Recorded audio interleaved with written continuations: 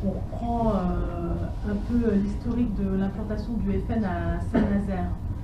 Bon, ce qui s'est passé, il y a eu une tentative d'incursion dans les années 80, mais ce parti se situait lors des élections entre 5 et 9% quand ils étaient en mesure de se présenter. Et c'est à partir des années 2010 qu'on a vu notre ville devenir peu à peu, je ne sais pas si on peut parler de laboratoire ou de point d'appui du FN dans la région. Leur réseau, à ce moment-là, ils ont développé leur réseau militant qui s'est structuré et qui a pris de l'ampleur.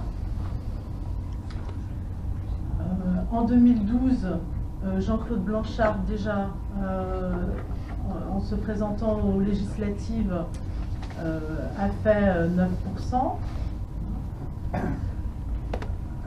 En 2012, comme tu le rappelais tout à l'heure, Gérard, il y avait eu pourtant un front commun des organisations politiques, des associations, des citoyens, qui avait empêché la tenue d'un meeting de Marine Le Pen à Saint-Nazaire.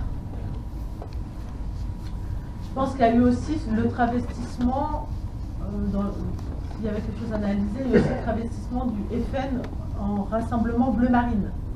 Hein, c'est sous ce sigle, Rassemblement Bleu Marine, que Jean-Claude Blanchard s'est ensuite présenté à plusieurs élections. Et c'est aussi sous ce sigle qui se fait plus visible. Par exemple, à partir de 2011, on les a vus tracter régulièrement au marché. Voilà, alors qu'auparavant, on ne les voyait pas du tout. Bon, à la présidentielle de 2012, Marine Le Pen fait 11,61% sur Saint-Nazaire. Et puis, au municipal, une liste se présente, emmenée par Jean-Claude Blanchard, et elle recueille lors du second tour 13,53%.